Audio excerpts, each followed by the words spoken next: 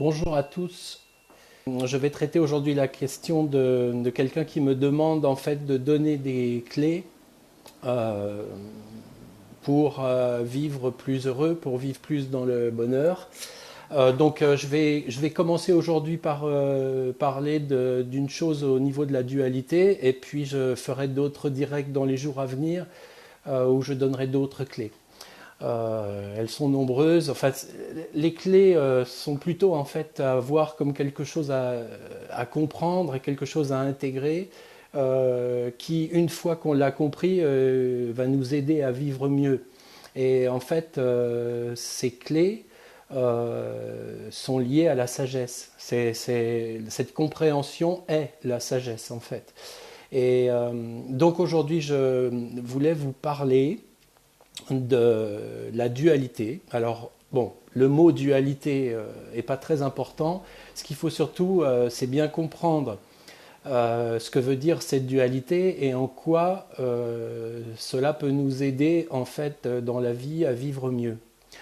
La dualité, en fait, pour vous donner une image, c'est comme si vous prenez une pièce de monnaie et donc votre pièce est constituée de deux faces.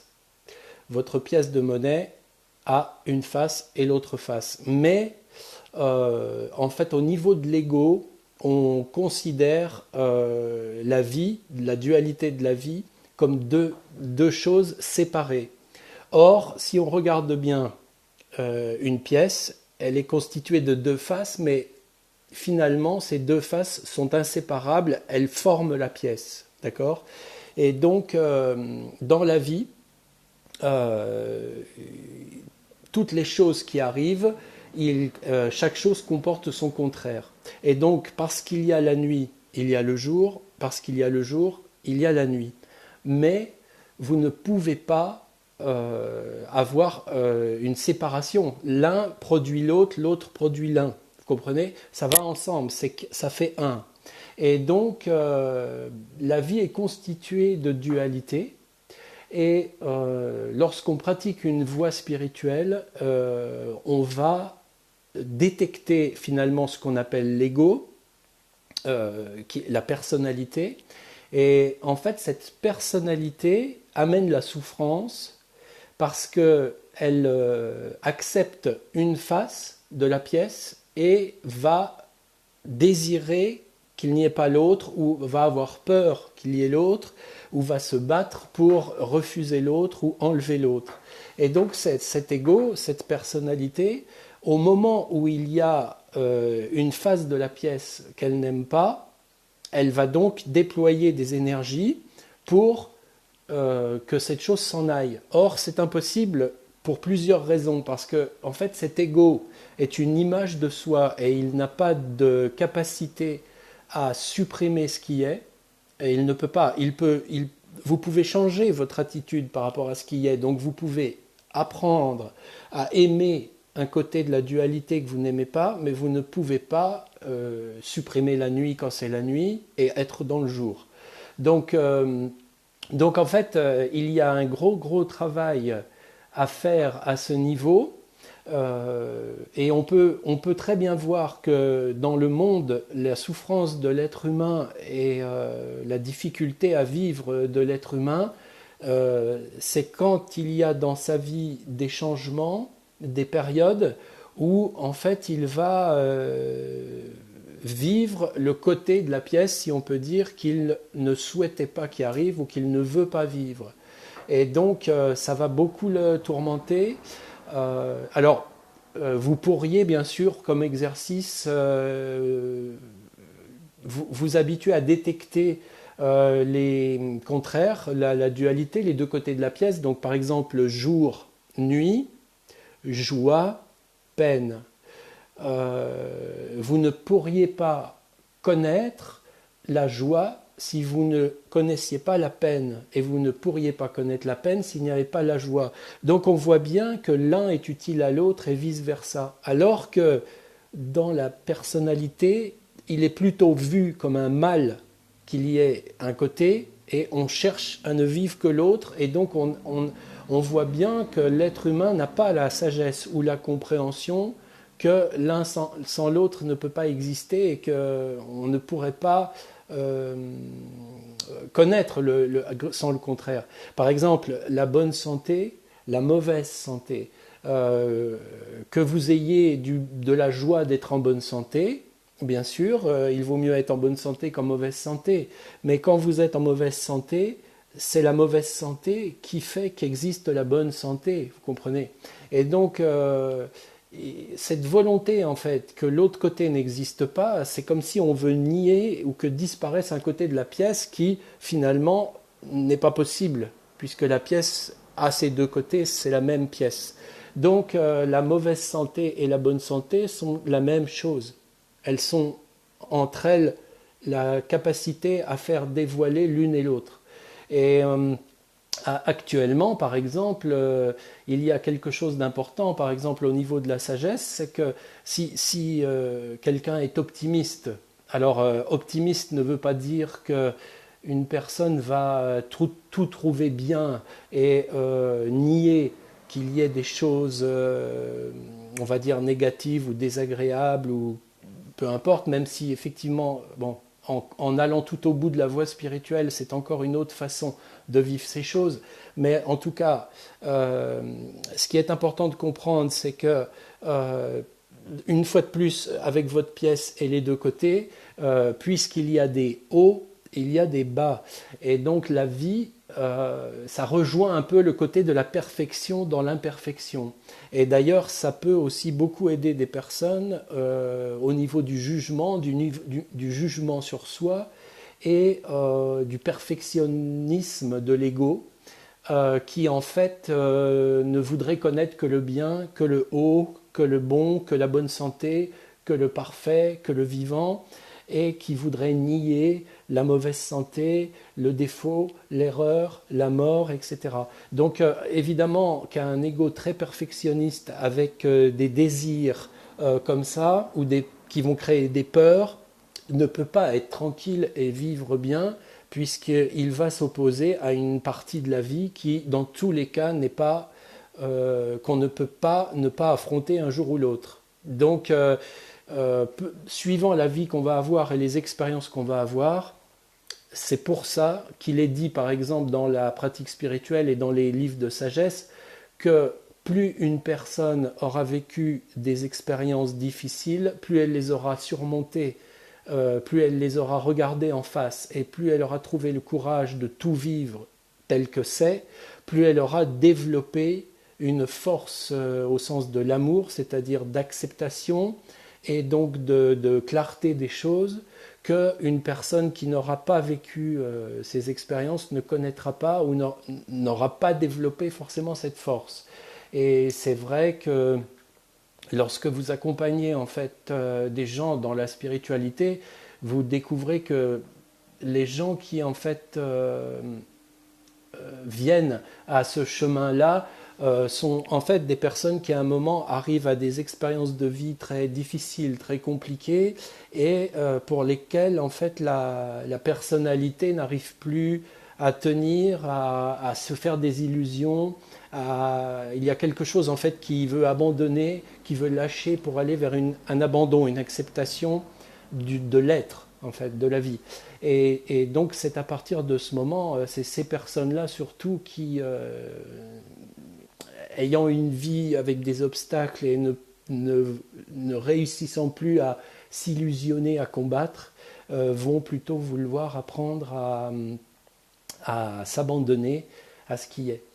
Et donc, c'est la preuve, en fait, que cette dualité. Donc, dans les voies hindoues, dans la voie de l'Advaita Vedanta, on parle de non-dualité.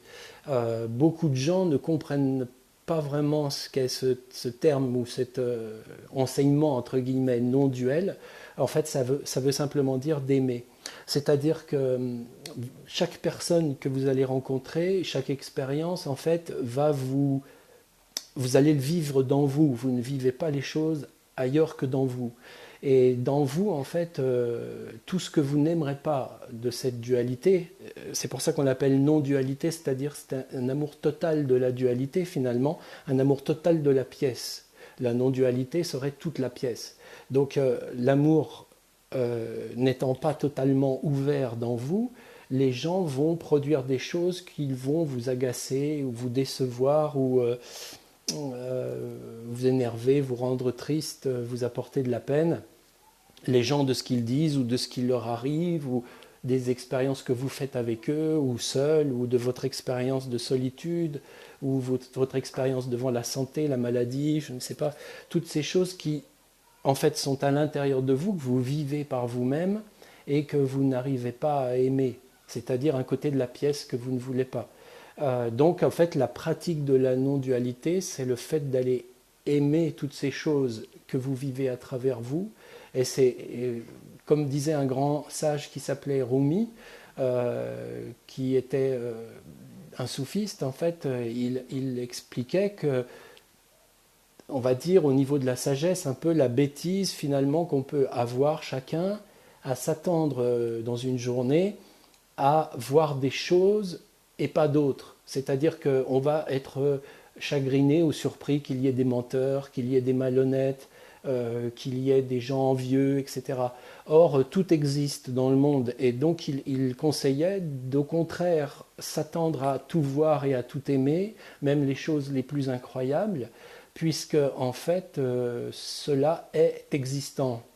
Et donc pour aimer le monde, pour aimer la vie, il faudrait avoir la capacité, la sagesse de savoir que puisque c'est là, plus vite je fais face, plus vite je l'aime, plus vite je reconnais ce qui est en moi ici, plus vite je peux être en paix.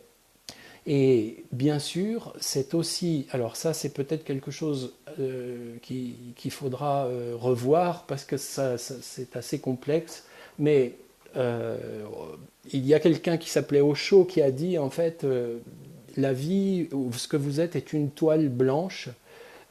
Quelqu'un d'autre comme Ramana parlait de la toile sur laquelle se projette le film cinéma. En fait, vous êtes une toile blanche, vous êtes vide. C'est-à-dire que l'être est avant la pensée, avant l'émotion, avant le corps, avant la situation présente. L'être est le témoin. Et donc après, il disait, vous avez la possibilité de peindre sur cette toile le beau ou le laid. Et il disait, ceci est votre splendeur, c'est que vous pouvez être bon, peindre le bon, le beau, la joie, le vivant, ou bien vous pouvez peindre la haine, la malhonnêteté, l'envie, le désir, la peur, etc. Donc toutes ces choses sont en vous, et suivant ce que vous produisez, bien sûr, vous peignez quelque chose. Et ce qui est important, en fait, c'est là qu'il faudra peut-être que je fasse un direct là-dessus, c'est de comprendre que tant qu'on est opposé à quelque chose, tant qu'on n'accepte pas quelque chose, on ne le voit pas. Et tant qu'on ne voit pas la laideur qui est en nous, alors tout est en nous. Donc celle des autres va nous agacer, donc on n'aime pas la laideur, donc on n'aimera pas la nôtre, donc on n'aimera pas se voir laid. On n'aimera pas se voir dans l'erreur, on n'aimera pas se voir égoïste, on n'aimera pas se voir tout ce qui... Quand on va construire une image de nous depuis tout petit, on va évidemment pas construire quelque chose qu'on n'aime pas. On va imaginer qu'on est plutôt bien, plutôt beau, plutôt quelqu'un de doué, d'intelligent, de gentil. On va pas imaginer les choses qu'on est en réalité, qu'on ne veut pas voir. Donc, en fait, c'est ça qui est difficile dans la pratique spirituelle, c'est d'être guidé à non pas s'illusionner et créer une image de soi, mais à voir les choses telles qu'elles sont et à se regarder tel que l'on est dans le miroir que le présent nous tend. Et donc, cette capacité, ce recul sur soi, bien sûr, demande à ce que l'orgueil soit éliminé, puisque l'orgueil est ce qui va lutter pour créer l'image et garder l'image et ne pas vouloir voir des parties de nous que l'on n'aime pas, et donc qu'on n'aimera pas plus chez les autres. D'ailleurs, c'est un indicateur. Lorsqu'on n'aime pas quelque chose chez quelqu'un, on ne peut pas l'aimer chez soi, donc on ne peut pas le voir chez soi.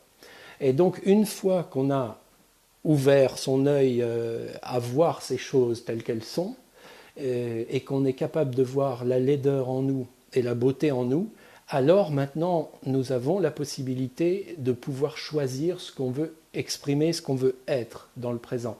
Et tant qu'on refuse de voir la partie sombre, on ne peut pas voir si on l'exprime et on ne peut pas choisir, en fait, parce qu'on n'est pas libre de. Voilà. D'ailleurs, ça aussi, ça me fait penser que je pourrais faire une petite vidéo sur être libre de tout, parce que comprendre ça, c'est aussi une clé. Donc là, on a 2 nouvelles clés qui se sont annoncées pour une prochaine fois.